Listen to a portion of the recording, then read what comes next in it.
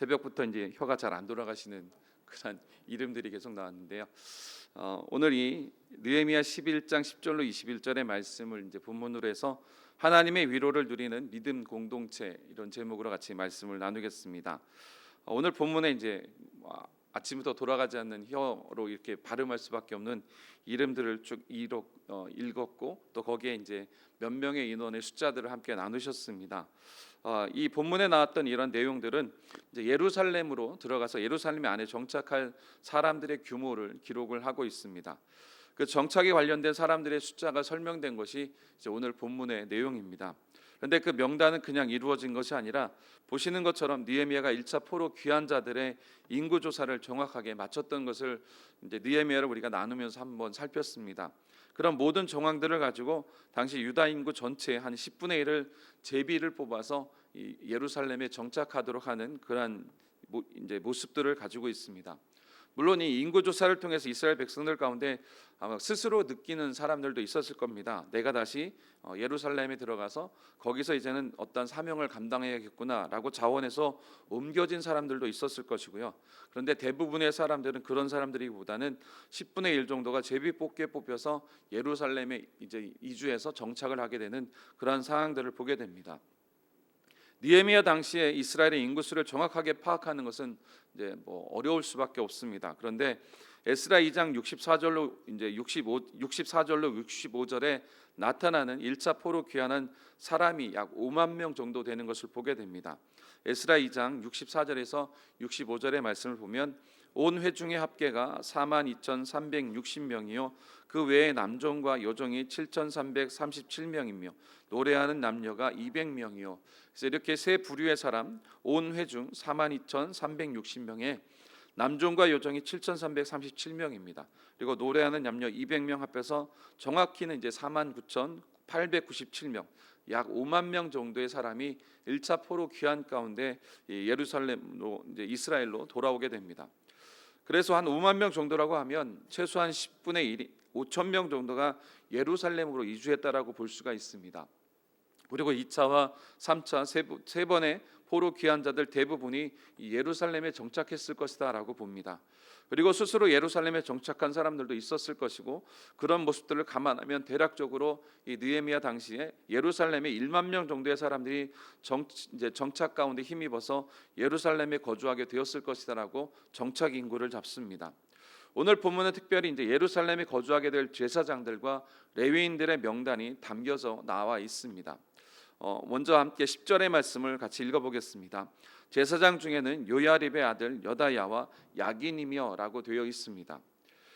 요야립의 아들 여다야와 아긴, 이 이름들은 사실 느헤미야 당시에 들어갔던 제사장 가운데 어떤 사람들의 특별한 이름이 아니라 그 이전에 있었던 조상 제사장들의 이름을 이제 누구 이제 첫 번째 누가 가문의 수장이 되었으면 그 사람의 이름을 따서 계속해서 어떤 가문, 누구의 가문 이렇게 하는 것처럼 그 조상들의 이름을 가지고 있는 가문을 이야기하는 겁니다. 역대상 9장 10절에 보면 똑같은 명단이 소개가 되어 있습니다. 역대상 9장 10절에 보면 제사장 중에서는 여다야와 여호야립과 야긴이라고 되어 있습니다. 이렇게 세 사람이 표현이 되어 있죠. 특별히 느헤미야서 본문에서는 요야립이라고 되어 있지만 역대상에 보시면 여호야립이라고 되어 있습니다. 이 느헤미야에서 요야립으로 소개된 이 인물은 여호야립은 다윗 시대 24의 반열의 제사장이 있습니다. 제사장 가문이 있는 가운데서 첫 번째 소개되는 제사장 반열의 가문이 이 요야립의 가문, 또 여호야립의 가문이 됩니다. 어떻게 보면 제사장 반열 가운데 첫 번째로 드러나는 대표적인 인물이라고 볼 수가 있습니다. 제사장들 중에서 가장 첫 번째 반열, 첫 번째 그룹의 대표였습니다. 그만큼의 상징성이 있는 인물이 예루살렘에 정착을 하게 됩니다. 그리고 그 뒤에 나오는 여다야라고 하는 사람은 다윗 시대 24반열의 제사장 가운데 또 두 번째 반열의 가문의 수장이 됩니다. 어떻게 보면 역대상 24장 1절 5절에 보면 이 다윗 시대 24반열을 뽑는 과정들이 소개가 됩니다. 특별히 5절에 보면 그것이 어떻게 뽑혔냐, 5절의 말씀이 이렇게 되어 있습니다. 이에 제비 뽑아 피차에 차등이 없이 나누었으니 이는 성전의 일을 다스리는 자와 하나님의 일을 다스리는 자가 엘르아살의 자손 중에도 있고 이다말의 자손 중에도 있음이라라고 기록을 했습니다. 24반열이 어떤 규모나 힘이나 영향력을 가지고 뽑은 것이 아니라 제비로 뽑았습니다. 왜냐하면 그 일을 맡은 여러 가문이 있기 때문에 어떤 가문이 첫 번째가 되느냐 이것이 중요한 것이 아니었기 때문에 제비 뽑아서 첫 번째, 두 번째 이렇게 가문들이 설정이 되었습니다. 근데 제비 뽑기로 해서 결정이 되었지만 그만큼 제비 뽑힌 순서가 하나님의 어떤 은혜 속에서 되어 있는지 모르지만 대표적인 인물들이 어떻게 보면 가장 영향력이 있는 사람들이 뽑혔는지도 모르겠습니다. 그리고 오늘 느헤미야 포로 귀환 후에 예루살렘에 정착하는 그 집안이 그 첫 번째, 두 번째 가문의 수장들의 후손들이 그 예루살렘에 정착하게 되었다라는 것 또한 특별한 하나님의 의미가 있다라고 볼 수가 있습니다. 하나님의 은혜 속에서 제비 뽑아서 들어갈 수도 있었지만 또 어떤 면에서는 이들 스스로가 결단하였을 것이라고 보는 부분도 우리가 예상을 할 수가 있습니다. 함께 거론되고 있는 야긴은 21번째 반열의 제사장의 대표였습니다. 그래서 특별히 예루살렘에 거하겐 이 제사장들의 가문의 이름으로 올려져 있는데 제사장 중에서 이제 24반열의 첫째, 둘째 제사장 그룹의 리더의 집안에서 예루살렘에 거하게 되었다라는 것은 상징적인 의미가 있다라고 볼 수가 있습니다. 이렇게 기록을 한 것은 예루살렘에 거하게 된 제사장들이 예루살렘에 성전이 있기에 중요했습니다. 그리고 그 성전을 살피는 일이 중요했는데 과거로부터 첫 번째, 두 번째 가문이라고 생각되어지는 대표적인 레위 지파의 어떤 제사장의 가문들이 그 일들을 감당하기 위해서 다시금 예루살렘에 정착하는 데 앞장섰다라는 것을 보여줍니다. 그만큼 하나님의 전을 살피는 것이 중요했다라는 것을 강조하고 있는 이야기다라고 볼 수도 있습니다. 계속해서 11절을 보시면 또 하나님의 전을 맡은 자 스라야이니 그는 힐기야의 아들이요 무술람의 손자요 사독의 증손이요 무라요스의 현손이요 아이두베의 5대 손이며 라고 되어 있습니다. 스라야라는 사람이 소개가 됩니다. 스라야의 직책과 집안 혈통까지 아주 자세하게 설명되면 알 수가 있습니다. 이 스라야는 누구였냐? 남유다가 멸망하기 직전에 있었던 대제사장이었음을 보게 됩니다. 열왕기하 25장 18절에 보시면 이 가문에 대해 소개합니다. 시위대장이 대제사장 스라야와 부제사장 스바냐와 성전 문지기 세 사람을 사로잡았다라고 기록이 됩니다. 여기에 대제사장 스라야라고 그 가문이 소개가 됩니다. 바로 그 집안의 사람들이 이제는 또 예루살렘에 포로 귀환 후에 정착을 하게 됩니다. 그런데 이 스라야 집안의 사람들이 무슨 일을 했는가? 하나님의 전을 맡아서 관리하고 운영하는 것을 담당을 했습니다. 오늘 명단에 보면 단순하게 제사장들이 제사장만 있는 것이 아니라 어떤 일부분의 교회 안에서 오늘날로 따라 말하면 교회 안에서 어떤 영역을 맡아서 어떤 위치를 맡아서 그 영역을 쭉 담당하는 사람들이 있었다라는 것을 보게 됩니다. 그래서 이것이 일이 나누어졌다라는 것을 보여줍니다. 오늘날로 따지면 여러 목사님들이 있습니다. 또 여러 직분들이 있습니다. 또 목사님들도 많지만 어떤 분은 행정에 탁월해서 행정을 맡습니다. 교육에 탁월해서 교육을 맡고 있는 분들이 있고요.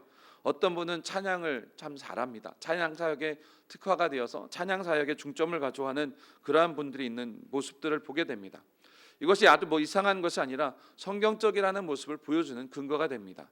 구약에서 제사장들도 각각의 집안별로 맡은 임무와 그들이 진행하는 업무가 있었습니다. 그리고 그 업무를 평생 하는 것이 어렵거나 힘든 일이 아니라 당연한 것처럼 여겼고 그 당연함에서 어떻게 보면 순수함으로 하나님 앞에 나아가기 위해서 힘썼던 것을 보게 됩니다. 이 스라야의 후손들은 평생 성전을 맡았습니다. 관리하고 운영을 합니다. 쉽게 말하면 성전을 관리 운영하면서 성전 안에서 진행되어야 될 여러 제사들을 집례하고 하는 그 모든 일들을 맡았고 그 일들을 진행을 해 나갑니다. 그리고 12절을 보시면 또 전에서 일하는 그들의 형제니 모두 822명이요 또 아다야이니 그는 여로함의 아들이요 블라야의 손자요 암시의 증손이요 스가라의 현손이요 바솔의 5대 손이요 말기야의 6대 손이다라고 말씀을 드렸습니다.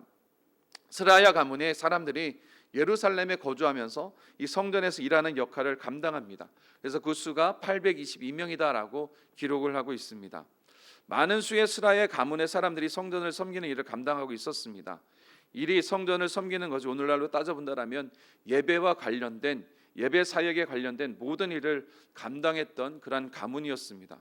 그래서 어떻게 보면 이 예루살렘에 정착한 제사장 가문들 중에 가장 비율이 높은 인원이 정착을 하게 됩니다. 822명으로 예루살렘에 거주하게 되었다라고 기록을 하고 있습니다. 제사장의 직무를 보면 제사장의 직무 한 가지는 하나님을 경외합니다. 그리고 하나님을 섬기는 일이 중점적인 일이 됩니다. 이제 다른 한 가지는 그 외에 사람들을 섬기거나 주변을 섬기거나 또 성전을 관리하고 이런 부수적인 업무에 관련된 일들이 사람들의 관련된 일들이 있었다라는 것을 보게 됩니다. 그런데 하나님께서 말씀하신 이 제사장의 일의 비율이 언제나 하나님을 섬기는 데 있어서 그냥 100으로 따진다라면 한 70 정도가 하나님을 섬기는 일에 집중이 됩니다. 그렇게 하나님을 전심으로 섬기고 그 다음에 30%를 어떻게 보면 우리가 생각할 때 중요하다 생각할 수 있는 나의 삶의 문제나 생활의 문제나 아니면 성도들을 돕는 것이나 어떤 재반적인 행정적인 일들을 30% 안에서 그 30% 정도의 노력과 30% 정도의 열정을 가지고 그 일들을 감당하는 것입니다. 근데 그 안에서 놀라운 것이 무엇이냐면 우리가 이 30%를 소홀히 할 수 있을 것 같습니다. 비율이 70대 30이기 때문에 어떻게 보면 30이라고 하는 것이 소홀히 될 수도 있는데 절대로 그렇지 않다라는 것을 오늘 볼 수가 있습니다. 이스라엘 역사 속에서 보면 제사장들이 하나님 앞에서 전심으로 서서 하나님 앞에 해야 될 일을 최선을 다하기 시작하면 그 다음에 30%의 일들, 어떻게 보면 나의 삶이나 나의 어떤 상황 가운데 주어진 모든 일들, 또 사람을 살피고 성도를 살피는 모든 일들이 자연스럽게 기름 부으심과 함께 하나님의 인도하심 안에서 풍성하게 그 삶 가운데 또 백성들의 삶의 속에 삶 가운데서 드러나게 되었다라는 것을 보여줍니다. 그래서 제사장 전체의 수를 보면 822명이나 됩니다. 바로 하나님의 전을 집중적으로 관리하고 예배하는 그 일에 집중하기 위해서 많은 인원이 동원되었다라는 것을 보게 됩니다. 이스라엘 가문의 제사장들이 특별히 성전을 맡는 일을 다 감당을 합니다. 그만큼 많은 사람들이 그 일을 감당하도록 느헤미야와 이스라엘 백성들은 제사장의 직무를 분배해서 나누어 주었고 그 일을 위해서 또 예루살렘에 특별히 많은 인원이 정착하도록 하겠다라는 것을 보게 됩니다. 그리고 이어서 설명되는 집안이 12절 중반에 나오는 아다야 가문에 속하는 사람들입니다. 근데 그들에 대한 13절을 계속해서 설명이 되었는 내용들을 보게 되면 이렇게 기록이 되어 있습니다. 또 그 형제의 족장된 자인이 모두 242명이요 또 아마세인이 그는 아사렐의 아들이요 아으스의 손자요 무실레못의 증손이요 인멜의 현손이며 라고 되어 있습니다. 이 아다야 집안의 제사장들의 숫자가 242명이라고 보고가 되어 있습니다. 여러분 이들을 뭐라고 설명하냐면 형제의 족장된 자들이라고 설명을 합니다. 여기서 말하는 족장이라고 하는 표현은 형제들 가운데 또 리더라고 하는 이야기가 됩니다. 형제의 리더입니다. 무슨 이야기라고 하냐면 형제면 여기서 말하는 제사장들을 말하는 거겠죠. 그들의 형제들이니까.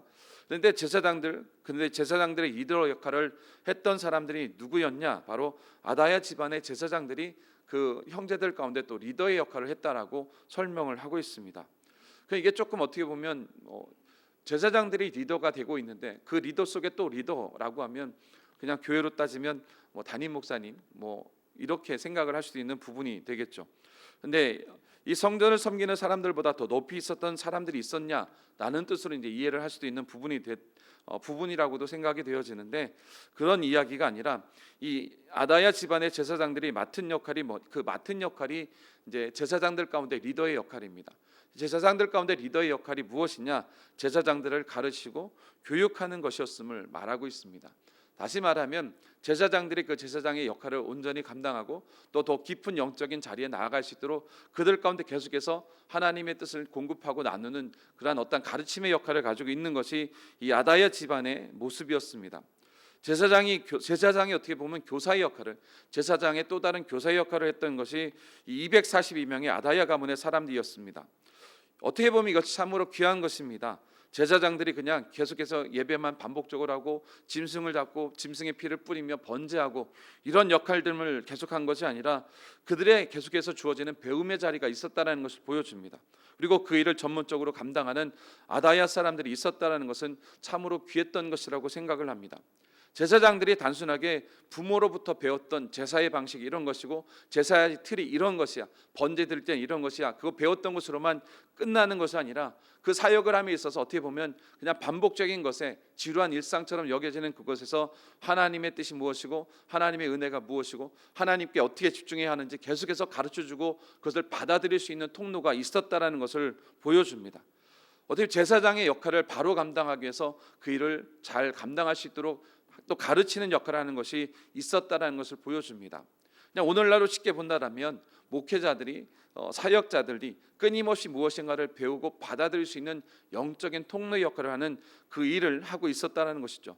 만약 그런 것이 오늘날 없다라면 어떻게 되겠습니까? 영적인 통로가 목회자들 가운데 없다라면 우리 성도님들은 10년 전에 20년 전의 이야기들을 계속 들을 수밖에 없습니다.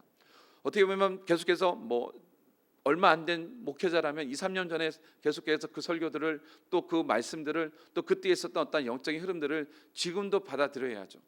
어떻게 보면 한 달, 두 달 전의 것들이 과거가 되어버리는 그렇게 빠르게 변하는 세상 가운데서 영적인 흐름은 어떻게 보면 영적인 말씀의 틀이나 이런 사역의 역사들은 과거의 것을 가지고 해서 지금 가져와서 말씀을 나눈다라면 맞지 않는 부분들이 있을 것입니다. 말씀은 변하지 않습니다. 말씀의 진리는 변하지 않지만 그것을 적용하는 시대의 모습은 바뀌어갑니다.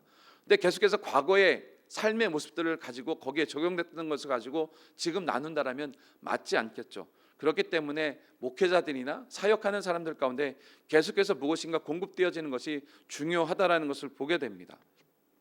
그러니까 어떻게 보면 과거에부터 구약시대부터 그러한 모습들이 하나님이 제도적으로 말씀을 주셨고 가문을 통해서 그 일들을 이루어갈 수 있는 부분의 역할들을 주셨던 것을 보게 됩니다.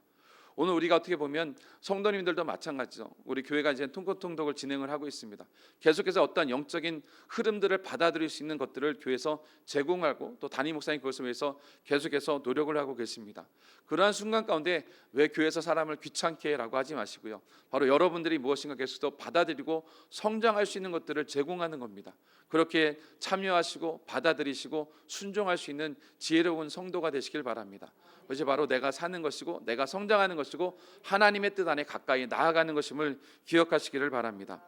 오늘 말씀을 통해서 구조를 보니까 제사장들도 그냥 사용되어지고 그냥 그 일을 맡았던 것이 아니라 오늘 보여주시는 것처럼 제사장의 무리들은 계속해서 그냥 반복적인 일만 하는 것이 아니라 신학교 교수님들처럼 계속해서 무엇인가 가르쳐주는 사람이 있고 그 가르침을 통해서 적용하고 더 하나님 앞에 가까이 나기 위해서 노력하는 모습들이 있었다라는 것을 보게 됩니다. 그런 모습 속에서 또 13절부터 14절까지는 아마셋 가문의 제사장들이 기록되어 있습니다. 자, 13절 14절 말씀을 보면 또 아마세인이 그는 아사렐의 아들이요 아으세의 손자요 무살레못의 증손이요 임멜의 현손이며 또 그들의 형제의 큰 용사들이니 모두 128명이라 하그돌림의 아들 삽디엘이 그들의 감독이 되었느니라 라고 말씀하고 있습니다. 이 가문의 모습을 보면 14절에 처음 부분에 그 형제의 큰 용사들이라고 표현이 되어 있습니다. 14절 말씀에 보면 아마세 가문의 제사장들이 어떤 사람들이냐 그 형제의 큰 용사들이었다라고 말합니다. 그 형제의 큰 용사들이라고 말하는 이 부분이 무슨 이야기가 되겠습니까? 제사장들 안에 큰 용사들입니다. 용사라고 말할 때는 분명히 그 모습을 우리가 상상을 할 수가 있죠. 용사면 어떤 사람들입니까? 강한 어떤 군사들로 군인의 모습을 상상할 수가 있습니다. 군사적인 능력이 타고난 사람들임을 의미합니다. 결국 이들이 했던 일이 무엇이냐? 성전의 거룩함을 지키고 성전을 지키는 역할을 감당하는 제사장들이 바로 이들이었습니다. 왜냐하면 성전 안에는 제사 가운데 필요한 여러 가지 진귀한 어떤 것들이 있었고요. 어떻게 보면 성전 안에 하나님 앞에서 제사를 드리기 위해서 왔던 백성들이 드렸던 여러 가지 금은 보석들이 있었습니다. 그것들 또한 노리는 사람들도 있었겠죠. 결국 그것을 지키기 위해서 말하는 경찰과 같은 역할을 하는 사람들이 있었던 것입니다. 그래서 이 사람들이 정말 하나님을 경외하면서 열심히 했던 것이 무엇일까요? 앞에 어떤 다른 가문들은 예배의 모든 것들을 관리합니다. 또 그들을 가르치기 위해서 더 깊은 말씀을 파고 하나님 앞에 제사 드리는 바른 마음의 자세나 이런 것들을 연구했다라면 이들은 하나님을 경외하면서 정말 열심히 가졌던 모습은 그냥 오늘날로 쉽게 말하면 그냥 헬스장 들어가서 아령 들고 열심히 몸을 만드는 거죠. 용사로서 성전을 바로 지키기 위해서 이런 역할을 했습니다. 이런 것들을 전문적으로 하는 아마셋 가문의 제사장들이 있었다라는 것을 보게 됩니다. 제사장들 안에서 이러한 무리들이 있으면서 철저하게 그들의 역할이 분업화되었다. 그리고 분업화된 그 모습 속에서 합력하여서 함께 하나님의 성전을 이루어가고 예배를 이루어가는 사역들이 있었다라는 것을 보게 됩니다. 그러니까 제사장이라고 해서 무조건 하나의 일만을 다 감당하는 것이 아니었습니다. 제사장이기 때문에 번제하고 여러 가지 제사를 드리고 그러한 일들을 감당했던 것이 아니라 그 안에서도 여러 가지 역할들을 가지고 제사장의 업무들을 감당을 했습니다. 그런데 그런 각각의 다양한 모습을 가지고 있어 이 모든 사람들을 다 제사장이라고 불렀습니다. 여러분 귀하지 않습니까? 맨날 몸만 관리하고 용사로서의 모습을 가지고 있습니다. 어떻게 보면 전투적인 훈련을 합니다. 그런데 그들을 제사장이라고 불렀습니다. 똑같은 일을 합니다. 그 일이 하나님을 위한 일이면 그들은 제사장이었습니다. 오늘날의 시대를 뭐라고 부릅니까? 만민 제사장의 시대라고 말합니다. 여러분들에게 주어진 똑같은 미션이 있습니다.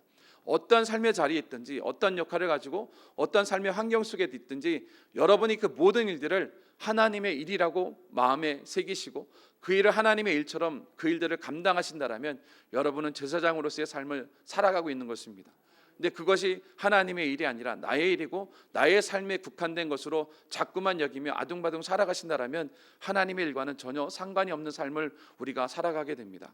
여러분 제사장으로서의 삶을 살아가시길 바랍니다. 어떠한 자리에 있든지 누구를 만나든지 그 모든 것들이 하나님을 위한 것이 되시기를 주님의 이름으로 축복을 드립니다.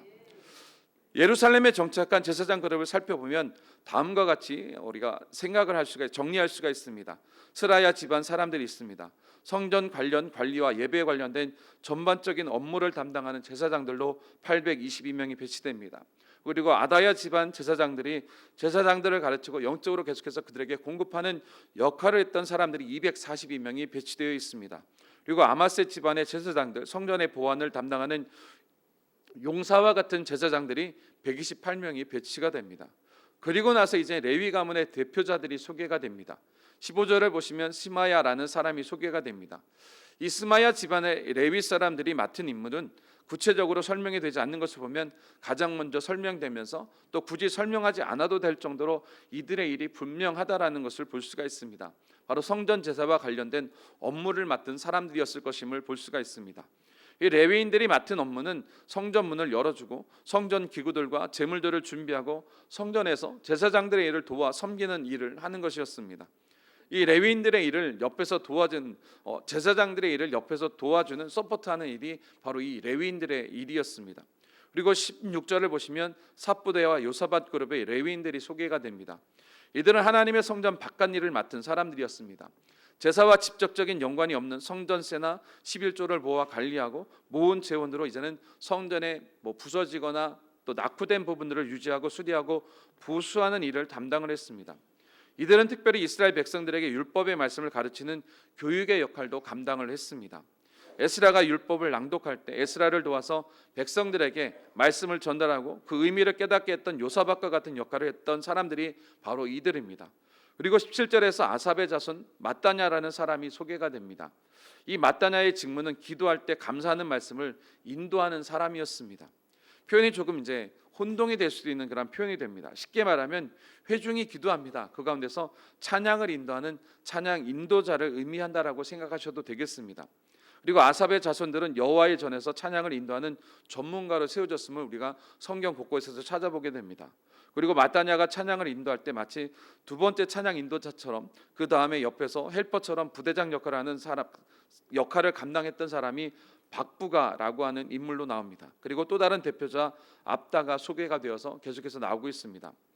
여러분 아무리 사역을 잘하고 성품이 좋고 좋은 사람들이 함께 모였어도 공동체 안에서 예배가 살아있지 않으면 마치 제사장 그룹의 70%가 부족하고 역량이 없어서 이스라엘 백성들을 섬기는 것 똑같은 일이 벌어지는 그런 모습을 보게 됩니다. 그래서 예배가 온전하게 서는 것이 얼마나 귀한 건지 모릅니다. 그러니까 앞에 그렇게 예배에 집중하는 제사장의 그룹을 세웠는데 그들을 또 옆에서 돕는 또 레위인들이 무수히 많다라는 것을 보게 됩니다. 제사에 집중해야 하는 제사장들이 그들의 신경이 다른 곳에 흘러가지 않도록 옆에서 돕는 일들을 감당하는 레위인들이 있습니다. 성전 일을 맡아서 섬기는 레위 사람들과 그 밖에 행정적이고 성전 밖의 일을 맡아서 섬기는 사람들, 찬양을 섬기는 전문 사역자들이 예루살렘에 정착해서 섬기는데 그 수가 284명이었습니다. 레위 사람들이 많이 오질 못했습니다. 그리고 많이 흩어지고 사라졌습니다. 그래서 284명이라는 사람들이 함께 하게 했던 것입니다. 그리고 18절의 말씀을 함께 읽어보시면 거룩한 성의 레위 사람은 모두 284명이니라 라고 되어 있습니다. 자, 거룩한 성의 레위 사람은 모두 284명이었습니다. 이 18절의 말씀을 읽으시면서 어떤 느낌이 드십니까? 그냥 284명 어떤 숫자를 얘기하는 것이 아니라 이 레위 사람 284명을 이야기할 때는 앞에 뭐 다른 제사장의 가문 284명을 쓸 때랑은 조금 느낌이 다르게 느헤미야가 기록을 하고 있습니다. 거룩한 성의 레위 사람은 모두 284명이었다. 당시 안타까운 현실을 반영을 하고 있습니다. 그냥 누구누구 자손들은 몇 명이었다, 누구누구 자손들은 몇 명이었다 이렇게 설명을 하다가 이 레위인들 전체를 이야기하는데 거룩한 성의 레위 사람들은 284명. 사실 더 많은 사람이 있어야 하는데 그 거룩한 성 안에 레위 사람은 겨우 284명뿐이었다라는 것을 말하고 있습니다. 안타까움이 묻어나오는 느헤미야의 표현입니다. 어떻게 보면 우리에게 그 안타까운 마음을 전해주기 위해서 이렇게 기록을 하고 있는지도 모르겠습니다. 거룩한 성의 레위 사람이 더 많아야 하는데 너무나 적습니다. 근데 오늘날도 교회의 모습을 보게 되면 마찬가지입니다. 교회 많은 수의 성도들이 있고요. 대한민국의 전체 교회가 5만여 교회가 됩니다. 뭐 강원도에 3천여 교회, 춘천에 430교회가 됩니다. 어떠한 행사를 하거나 또 교회 안에서 어떤 일들을 진행할 때 여러분 보이는 숫자를 보시면 이해가 될 것입니다. 많은 사람들이 있는데 하나님의 일을 맡아서 하나님의 제사장의 역할을 하는 사람들을 도와서 여러 일들을 감당해야 되는 성도들이 많아야 하는데 그렇지가 못한 현실의 모습을 이 느헤미야를 통해서 우리가 다시 한번 바라볼 수 있어야 합니다. 하나님의 마음을 가지고 교회를 섬기는 사람들이 많아야 하는데 그 숫자가 너무나 적습니다. 어떤 분이 말하는데요, 교회가 크나 교회가 작으나 항상 교회를 섬기는 사람은 전체 성도의 5%에서 10% 뿐이다라고 말을 합니다. 아무리 많아도 아무리 숫자가 적어도 교회를 사랑하고 교회를 섬기는 숫자는 5%에서 10%밖에 되지 않습니다. 100명이면 몇 명이 되겠습니까? 50명에서 많아야 100명이라는 얘기죠. 100명이면 얼마 되지 않는 거죠. 5명에서 10명. 비율이 상상이 되시죠? 오늘 이 새벽에 나오신 여러분들은 바로 이 숫자 안에 들어갈 수 있기를 바랍니다. 그리고 여러분을 통해서 더 많은 우리 순복음 춘축교회 성도들이 이 거룩한 성의 레위 사람의 숫자에 들어갈 수 있도록 그들을 일깨우는 역할을 이루어 가시기를 바랍니다. 우리는 5%가 아니라 100% 모두가 하나님의 역사를 이루어가는데 함께 동참할 수 있는 그런 역사 있기를 바랍니다. 여러분, 교회를 섬기는 사람들이 소수인 경우가 얼마나 많습니까? 레위인들의 직무 중에 많은 부분들이 오늘날 교회 안에서 장로님들이나 우리 권사님들이나 안수 집사님들 그리고 집사님들 직분을 맡은 분들이 함께 섬겨야 되는 일들이 많은데 그렇지 못하다는 안타까운 현실을 우리가 느헤미야를 통해서 볼 수도 있습니다. 오늘 우리가 이 안타까운 모습들이 우리 가운데는 이루어지지 않고 이것이 회복되어지는 역사가 있기를 간절히 소망을 합니다. 계속해서 19절을 보시면 성 문지기는 압굽과 달몬과 그 형제인이 모두 172명이요 라고 되어 있습니다. 성전 문지기로 섬기는 압굽과 달몬 성문지기 172명이 있습니다. 기본적으로 성전과 성전 곳간을 지키고 예루살렘 성벽을 완공합니다. 그리고 나서 예루살렘 성벽 문지기 총책임을 이들이 맡았을 것임을 보게 됩니다. 그러다 보니까 성전 문지기로 표현이 됩니다. 여러분, 그러면서 이 성전 문지기 책임을 감당하는 또 다른 레위인들이 있었던 것을 보여줍니다. 그리고 20절의 말씀을 우리 같이 한번 읽어보겠습니다. 그 나머지 이스라엘 백성과 제사장과 레위 사람은 유다 모든 성읍에 흩어져 각각 자기 기업에 살았고, 이 느헤미야 11장에서 언급되는 예루살렘에 정착하기로 한 사람들 외에 예루살렘이 아닌 이제 예루살렘 바깥에 거하는 사람들, 예루살렘 말고 쉽게 말하면 예루살렘에 가지 않아도 된다라고 하고서 어떻게 보면 안도의 안심을 쉬면서 살았던 사람들, 이 사람들을 향해서 뭐라고 표현하고 있냐면 각각 자기 기업에 살았다라고 이야기하고 있습니다. 이게 무슨 이야기가 됩니까? 다른 사람들은 다 각각 자기 기업에 자기 자리에서 살게 되었다라는 것을 말합니다. 굳이 이 설명이 필요가 없는 내용입니다. 그런데 왜 이 설명을 기록을 했을까요? 그냥 예루살렘 안에 정착한 사람들이 있었다라는 것을 말하면 그 외의 사람들은 예루살렘 바깥에 있었다는 것이 당연한 것이죠. 그런데 예루살렘 바깥에 있었던 사람들은 어떤 사람들이었느냐? 각각 흩어져서 모든 성읍에 흩어져서 자기 기업에 살았다라고 말하고 있습니다. 이렇게 볼 수가 있습니다. 느헤미야가 아마 일부러 20절을 기록을 하지 않았나라는 생각을 해볼 수가 있습니다. 무슨 이야기냐면 느헤미야는 많은 사람들이 자신의 기업의 유지와 평안을 위해서 예루살렘으로 들어오는 것을 원하지 않았고 지방에 계속 있기를 원했다라는 것을 기록을 하고 있는 것이죠. 그렇기 때문에 어떻게 보면 예루살렘 안에 더 많은 제사장이 있을 수도 있고 더 많은 제사장이 필요할 수도 있는데, 결국 제비 뽑아서 일부분의 사람들만, 10분의 1 정도의 사람들만 그곳에 정착을 하게 되었고, 레위인들도 마찬가지로 그러한 모습으로 그 안에 정착하고 있었다라는 것을 보게 됩니다. 그런 상황 가운데서 지금 본문의 내용이 소개가 되고 있는 것이죠. 각각 자신의 평안을 위해서, 각각 어떻게 보면 자기의 안녕을 위해서, 기업을 위해서 그냥 자기가 있었던 곳에 머물고 있었다라는 것을 말합니다. 반대로 말하면 지금 예루살렘에 정착한 사람들은 자신의 평안을 뒤로하고 자기의 기업을 뒤로하고 하나님 앞에 강력하게 순종한 사람들이 바로 이들이었다라는 것을 이 말씀을 통해서 앞의 내용들을 강하게 어떻게 보면 확증시켜주고 있는 모습이라고 볼 수가 있습니다. 이 10절을 통해서 느헤미야는 하나님의 마음을 전하고 그들을 격려하고 있는 것이죠.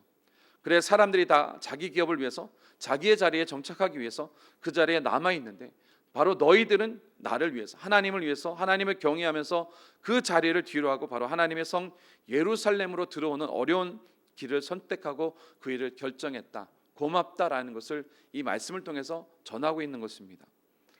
여러분, 하나님이 이 사실을 누구보다 잘 아시는 분입니다. 하나님이 느헤미야를 통해서 지금 그들을 격려합니다.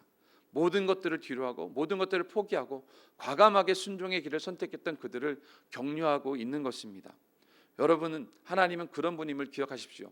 여러분이 하나님 앞에 무엇인가를 순종하고 하나님 앞에 바로 서기 위해서 무엇인가를 결단할 때 하나님이 그냥 바라보시고 흐뭇해하시는 것으로 끝나는 것이 아니라 잘했다, 수고했다, 여러분을 위로하시고 여러분에게 격려하시며 여러분에게 소망을 주는 분이심을 믿으시기를 바랍니다. 예루살렘에 정착하기로 결단한 사람들은 20절의 고백을 통해서 아마 많은 위로와 격려를 받았을 것입니다. 세상의 어떤 칭찬보다 더 깊은 하나님의 위로와 사랑이 그 안에 담겨져 있습니다. 다른 사람들은 다 자기 기업을 위해서 자신들의 거주지를 떠나지 않았습니다. 그런데 귀하게 헌신하는 헌신을 하나님께서 아신다라는 것을 바로 느헤미야를 통해서 말씀하고 있는 거죠. 여러분, 하나님이 다 아십니다. 하나님이 그런 여러분을 격려하십니다. 하나님의 일에 힘쓰고 하나님의 뜻을 위해서 여러분의 삶을 드리고 하나님의 거룩한 역사를 위해서 여러분의 삶을 포기하는 그 모든 것들을 하나님은 알고 계시고, 그런 여러분의 삶을 하나님이 격려하고 계심을 믿으시기를 바랍니다. 바로 주님께서 알아가시는 인생을 살아가는 것이죠. 고린도후서 1장 5절에 이렇게 말씀하고 있습니다. 같이 한번 읽어보겠습니다. 그리스도의 고난이 우리에게 넘친 것 같이 우리가 받는 위로도 그리스도로 말미암아 넘치는도다. 여러분, 이게 정말 참인 말씀임을 보게 됩니다. 예수 그리스도를 믿으면 좋은 일이 계속해서 있어야 될 것 같은데, 여러분 삶을 통해서 겪지 않습니까? 때로는 고난이 있습니다. 곤란함이 있고요, 공고가 있을 수가 있습니다. 그런데 예수님 때문에 그 길을 걸어갑니다. 그 고난을 정확하게 걸어나가게 하는 가장 강력한 힘이 무엇인지 아십니까?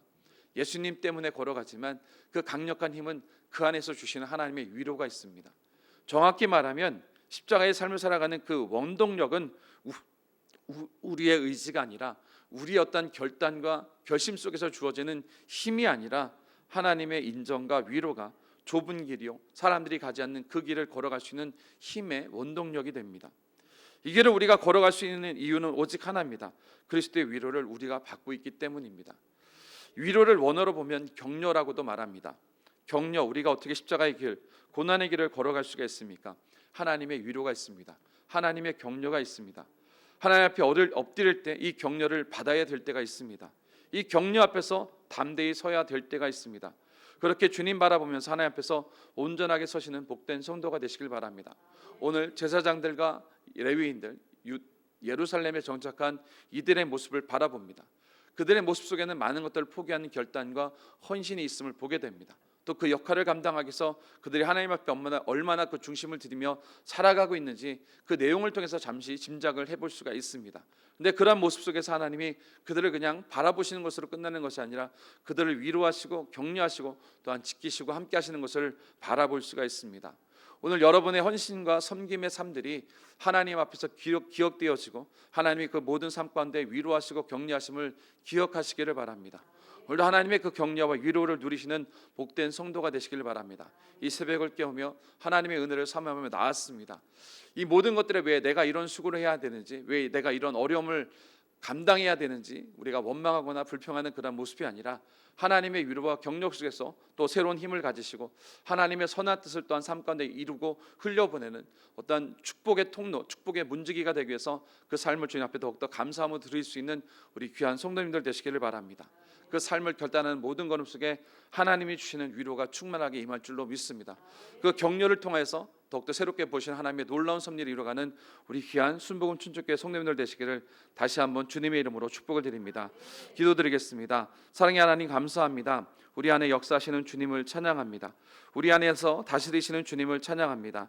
주님, 언제나 하나님의 자녀로서 삶을 살아가는 저희들의 모습 속에 늘 결단하며 기도하는 고백 속에 주님께서 친히 함께하여 주시고 하나님 각각의 삶의 모든 것들을 때로는 포기하고 순종의 삶을 결단하는 우리 귀한 성도님들을 주님 위로하시고 축복하여 주셔서 하나님의 선함과 거룩함을 온전히 이루어가시는 하나님의 백성으로서의 삶을 이루어갈 수 있도록 날마다 새로운 힘과 능력으로 저희들 공급하시고 함께하여 주옵소서. 무엇보다 주님의 위로하심으로 함께하여 주시고 격려하심으로 함께하여 주셔서 맡은 바 직임과 소명, 하나님 우리에게 주신 직분과 사명들을 잘 감당하는 아름다운 믿음의 자리에서는 하나님의 귀한 자녀들 백성들에게 되게 하여 주옵소서. 주님의 귀한 은혜와 사랑에 감사해서 귀한 예물 드렸습니다. 하나님 아버지, 오수복 집사님 항상 건강을 주옵소서. 또 문명으로 귀한 예물 드렸사오니 예물 드린 손길을 축복하여 주시고 그 사랑과 정성과 헌신 가운데 하나님의 30배 60배 100배로 축복하시고 함께하여 주옵소서. 언제나 모든 삶에 나눠주고 꾸준히 베푸는 풍성한 축복으로 함께하시고 함께 새벽을 깨며 주님 앞에 믿음으로 나가는 주의 백성들의 모든 삶을 주장하여 주셔서 하나님 언제나 나눔과 베품의 풍성한 역사를 이루는 아름다운 삶을 이루어가도록 주님 축복하여 주옵소서. 이 새벽의 모든 기도와 간구 속에 주님 함께하시고 주님의 풍성한 은혜로 채우시고 축복하여 주옵소서. 감사드리며 예수님의 이름으로 기도드립니다. 아멘.